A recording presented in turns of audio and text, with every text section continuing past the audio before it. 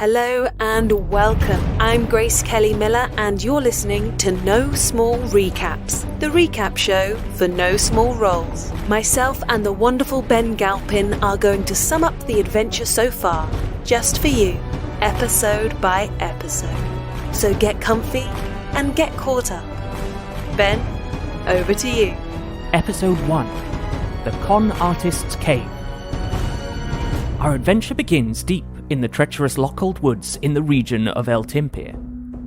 Juna Septhorn, a 3-foot-tall gnome lady, wakes from unconsciousness to find herself in a dark cave.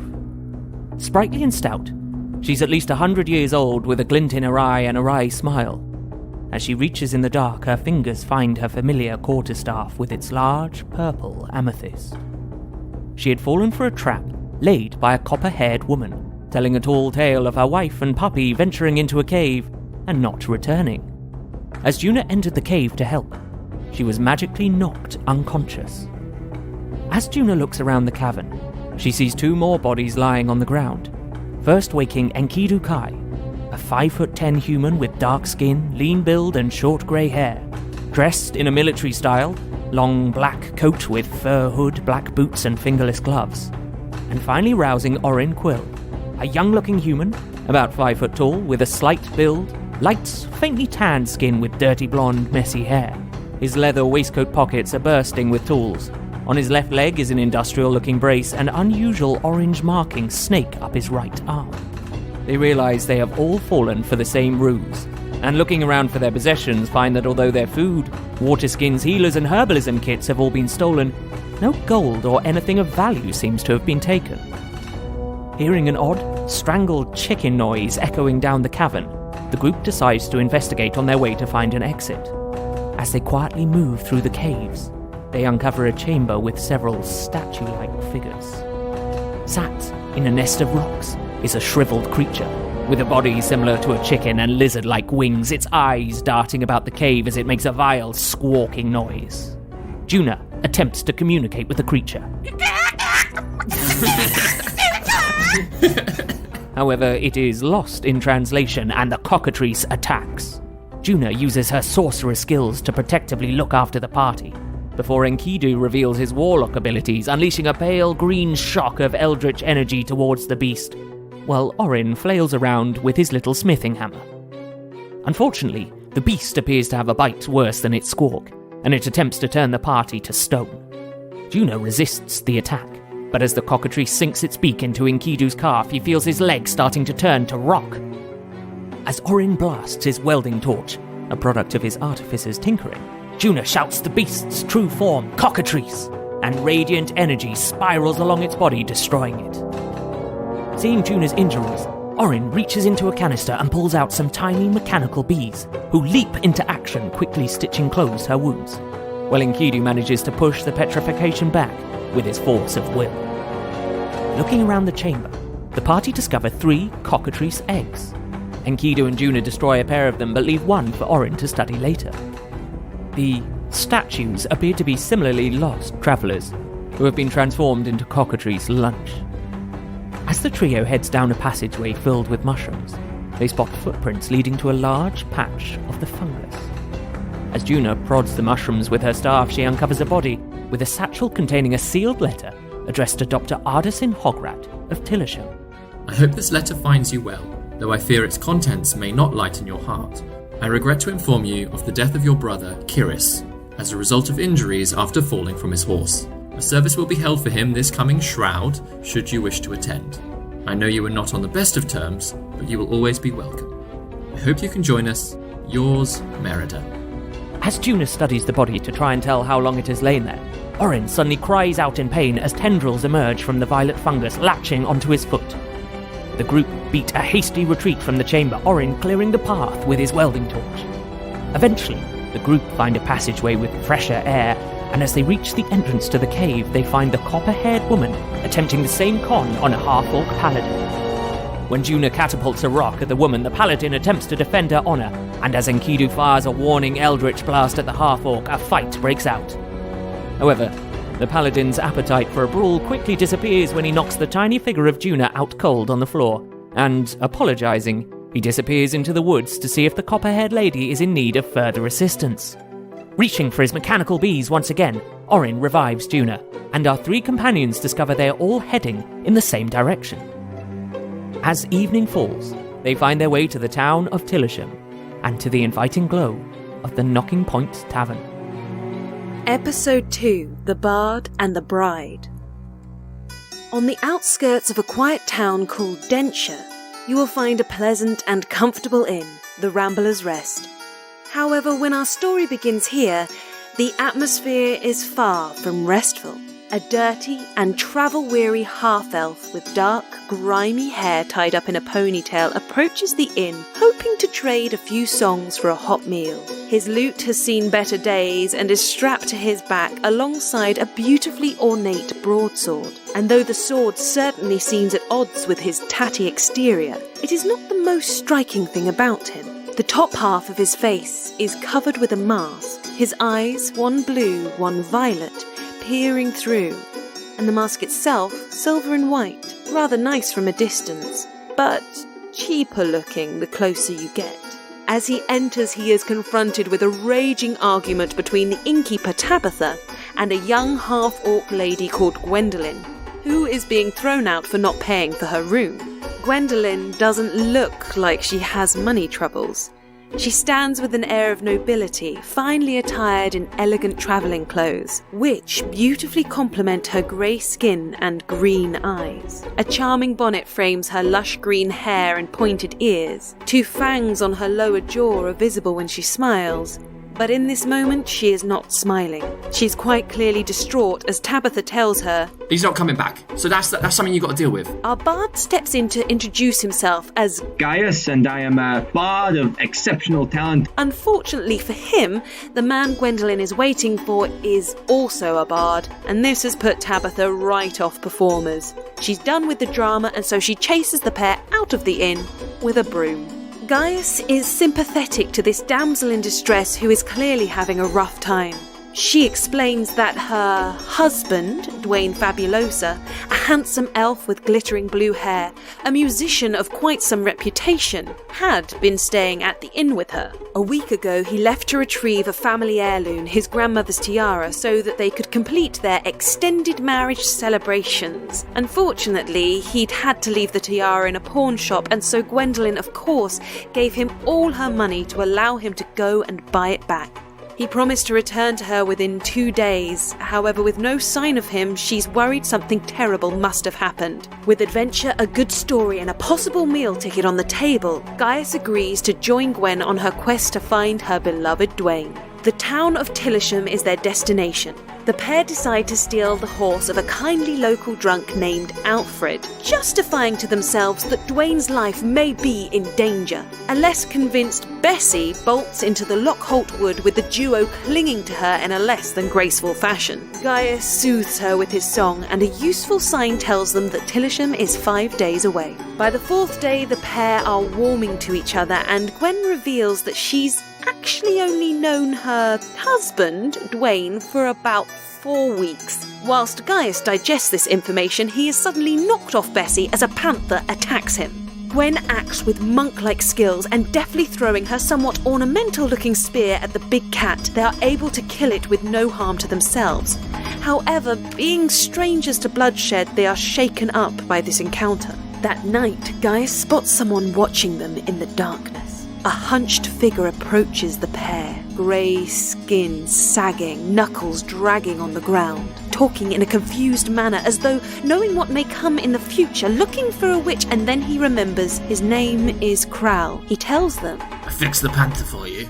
They are then confronted with the panther they killed earlier, bloody, mangled, and alive. "Look, I fixed it." As they battle the undead beast, they realise it has a knack for coming back to life. This time, Gwendolyn takes a slash to the stomach and falls unconscious. Guy revives his new friend with his healing music and then repeatedly stabs the zombie panther till it stops moving. In the commotion, an injured Bessie makes a break for it. Not wanting to stay in the woods a moment longer, the two continue on foot, and as the sun rises, they see the bloody results from the night before upon their clothing. Cleaning up as best they can, the exhausted pair press on to Tillisham. and as they arrive, they decide to enter a cosy-looking tavern called the Nocking Point. Episode 3. The Nocking Point Robbery. Having made their way to the Nocking Point, the tired and thirsty Enkidu, Juna and Orryn meet the beer-bellied half-orc tavern owner Iris Truvec, but are disappointed to find the taps are dry, as Iris's entire brewery was stolen a few days ago. Suddenly, the door bursts open to reveal Gwen and Gaius both looking a little bedraggled from their nights on the road. Gwen is reunited with Juna, who works in her family home. While Juna has been chasing after Gwen, Gwen has been running after Dwayne, who has disappeared, taking Gwen's money to collect his grandmother's tiara from a pawn shop to make their so-called marriage official. Iris spotted a half-elf matching Dwayne's description in Tillisham a few days before, although he appeared to be holding hands and sharing a room with another half-elf chap. Our 5 acquaintances head across Sir Velt Square to the packed and sticky-floored Woodman and Wolf, which has the last kegs of ale available in town. While ordering beers, with added strawberries for Gwen, Juna presses landlord Welton Grimble to see what he knows of the Nocking Point robbery. Welton has no idea of the cause and appears insulted at any suggestion he could be involved. Gwen and Juna approach 2 off-duty guards, Ezelle and Sully. However, the watch don't seem to have uncovered any suspects in the robbery. Before leaving them, Gwen politely but forcibly invites herself over to the guardhouse for a cup of tea the following day. Meanwhile, Enkidu, Gaius and Orryn are deep in conversation with a tearful Atrella and her wannabe highborn friends. Atrella, the daughter of the captain of the guard, is devastated by the insults to her handwriting by ex-boyfriend Trimt. The son of Lady Vondel, Trimt seems to be the desired catch of Atrella and for some of her friends too, with his strawberry blonde curls and white stallion Thaddeus. When Gwen returns to report her conversation, Enkidu's description of Gwen as not completely useless leads to her returning solo to the Nocking Point, where a pre-bed chat with Iris reveals the Plenty Store as a possible location for Dwayne's family tiara. The other 4 remain for a few more drinks before returning to the Nocking Point for a drunken investigation of the barn where the brewery equipment was nicked. With Orryn's discovery of droplets of arcane oil on the floor and 3 pairs of muddy footprints which lead into the barn before vanishing, it appears magic was involved in the crime. Iris reveals there are only 2 known magic users in the area. The terrifying-sounding witch of the Lockhold Wood, Ruana Witten. Stories go, though, that she sort of looks like she's made of the trees and moss, and she, wears mud all over her. And I'm pretty sure she's real. I'm pretty sure. And Lady Vondel, mother to Trimt and Oscan, and a well-liked, benevolent figure in the town. While Enkidu, Gaius and Juna make their way upstairs for a sozzled sleep, Orryn stays in the barn, pulling on his goggles of magical detection, and finding the inside of the barn doorway glowing with the remnants of conjuration magic. In the morning, after tea and breakfast, the group split up, with Juna, Enkidu and Orryn making their way across Sir Velt Square to Dr. Hograd's surgery. Finding the building abandoned, they let themselves into the back door to discover that the doctor's alchemical equipment and shelves of medicines have all been cleared out. Spotting Dr. Hograd's diary, Orryn and Enkidu uncover writings on an odd illness called gallows cough, and also her thoughts on the building of a new, ruined tower at the Vondel Manor. Meanwhile, Gwen and Gaius have made their way into Drania Pine's ramshackle Plenty Store.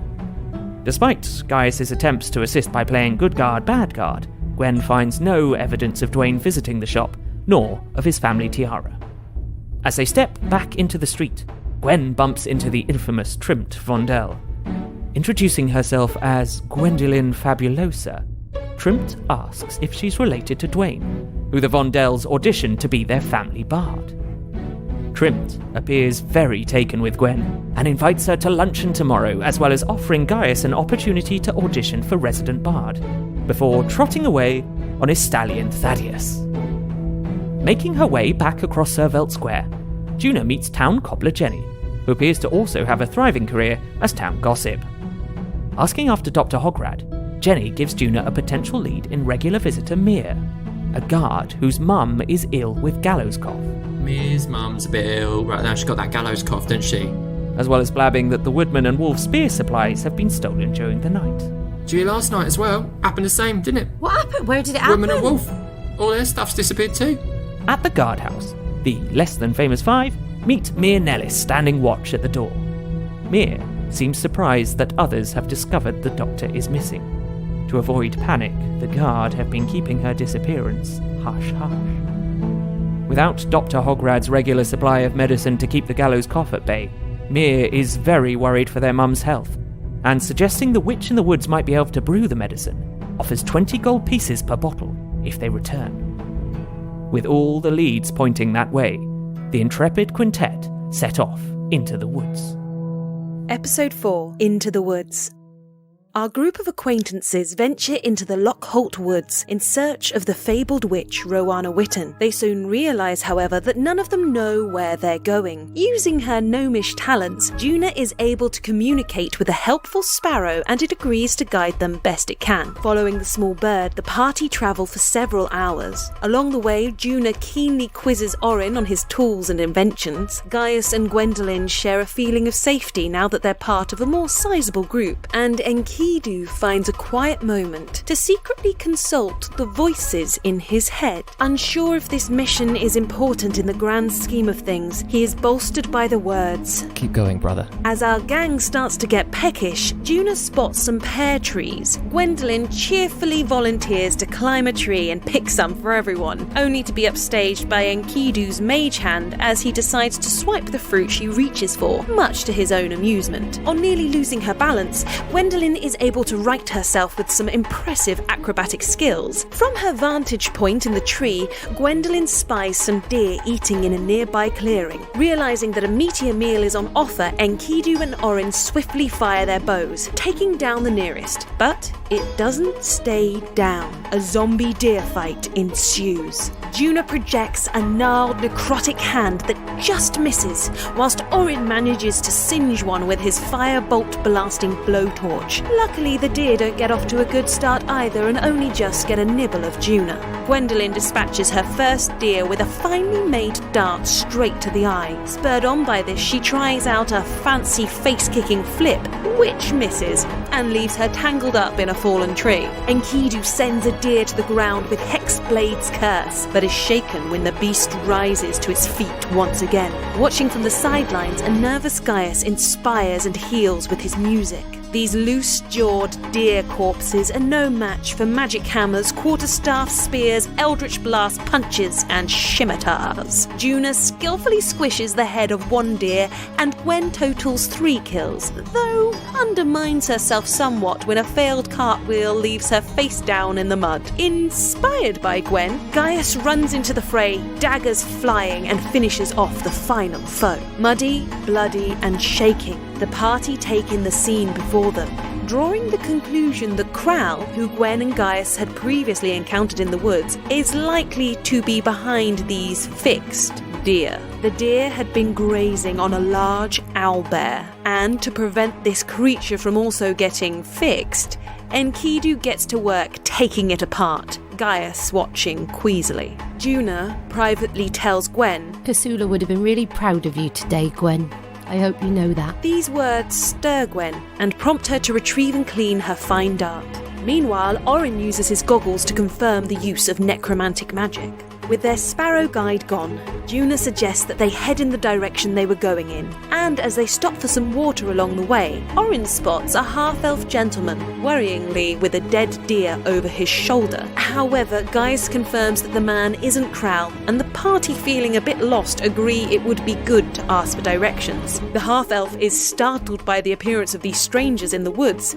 Juna gives her best lovely old lady impression, and he cautiously introduces himself as Matrim Brugh, gamekeeper of the Vondel estate. Juna tells him that they need help finding a witch. If you're in need of a witch, then I can't really trust in you, unfortunately. Juna assures him that their intentions are pure, that they're looking for a cure for gallows cough, revealing that Dr. Hograd is missing. When Gwendolyn adds that they suspect that the witch may have been involved in the brewery robbery, as there were signs of magic at the scene, Juna notices him jump on this explanation a little too keenly and suspects that the gamekeeper may know more about the robbery than he is letting on. He informs them that the witch is a 2-day journey from where they are. Feeling woefully underprepared, they decide to follow him back to Tillisham, with the plan to return to the woods when they have a plan. As they make their journey back, Guy is able to sell him a sonnet for his wife Dahlia, and Orryn sneaks a look at Matrim with his goggles of magical detection, noticing something with transmutation magic. Once in town, Matrim bids them farewell, and as they watch him leave, Juna reveals her suspicions of him knowing about the robbery. They discover they all have a knack for being stealthy and follow him through the town. Arriving at the Vondel estate, they are greeted with the sight of an impressive manor house, beautiful walled grounds, and the strange ruined tower they had heard about. Episode 5, Grounds for Stealth. As the sun begins to set, our party takes in the view of the Vondel estate. Suspicious of potential shady goings-on and wanting to be prepared for their luncheon the next day, they decide to case the joint. Scouting around the 10-foot-high walls, they pass an impressive front gate complete with family coat of arms, before finding a secluded vine-covered part of the wall and clambering over unnoticed. As Enkidu and Gaius take the lead, Gwen suggests using sticks for camouflage. Despite Enkidu's protest that keeping low to the ground will be enough, she arranges several twigs in her hair and moves with surprising stealth. So weird that my stealth rolls are so good right now. It's weird. It's like I've got camo on or something.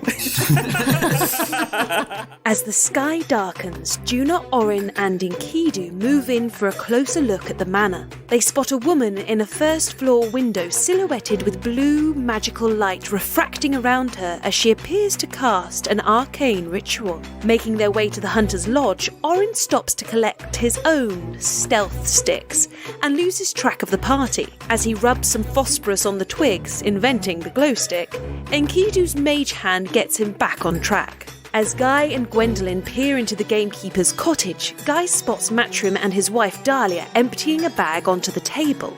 However, Gwen very nearly gives them away when reaching for another camo stick, which snaps off a branch with considerable noise. Realising he may not be seeing the full picture, Guy messages Orryn, who looks through the window with his goggles of magical detection. Spotting bottles containing the same transmutation oil found in Iris's barn and also the healer's kit stolen from him in the cave. As Matrim and Dahlia move towards the door, the party dive for cover, but no one comes out. Instead, Orryn sees the doorway glow with the exact same conjuration magic detected at the scene of the Nocking Point robbery. Entering the cottage, Juna finds and recovers her stolen water skin before finding a weathered book written in Elvish hidden under the bed. Although Gwen can read Elvish, she's not very magically gifted and can't tell much more than it is about Bringing things back from the dead. Enkidu calls on the voices in his head for aid and this time just hears, Why don't you go fuck yourself, eh?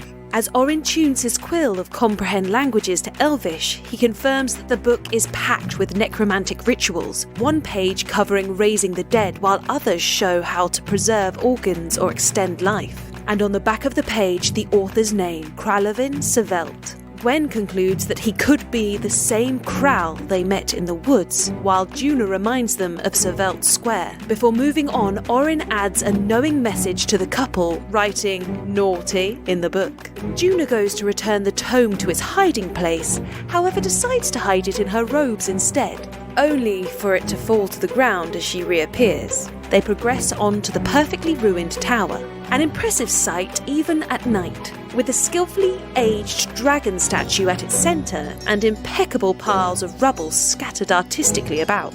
Gwendellyn discovers a stone near the base of the tower with a carving of a rose, which matches the very pendant worn around her neck.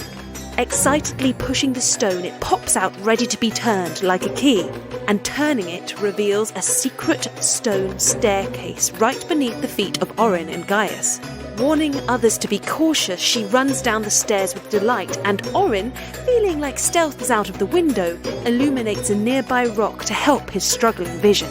At the bottom of the staircase stands an iron door with The word is the key carved into it.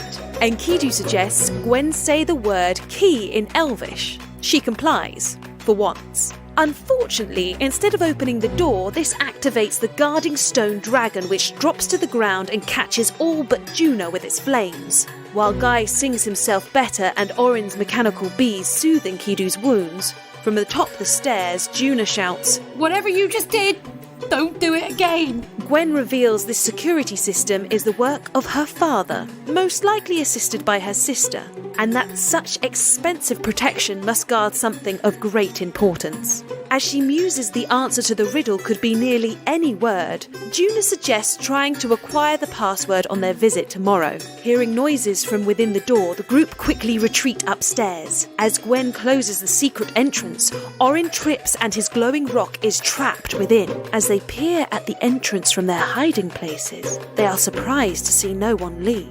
Following alongside the manor, Juna suddenly spots a familiar figure drawing curtains, the copper-haired woman from the cave. Seeing red, or copper, she exclaims that she ought to give her a good tongue licking. Or does she mean tongue lashing? However, remembering that they haven't rested or eaten for quite some time, the party decides a confrontation can wait until the following day. And so the famished five press on. Well, nearly. Juna, spotting the servants' entrance, tries her luck with a peek in the kitchen window. Just as an elderly half-orc looks out, Juna ducks, but not quick enough. Goodness me, what a lot has been happening in Tillisham. I think it's time for a calming cup of tea, or if your local brewery hasn't been magically stolen, perhaps a beer, with added strawberries, of course. Thank you for listening to our first No Small Recaps. We love hearing from you on social media. We're at No Small Rolls on Twitter and Instagram, and you can find us on Facebook by searching No Small Rolls. Rolls is spelt R-O-L-L-S, as in the popular British caramel-filled chocolate, Rolos, but where the second O is replaced with an L. All clear? Well, now you're all caught up, you should be ready to dive into episode 6, as we find out how Juna is going to get out of this scrape. Anon for now.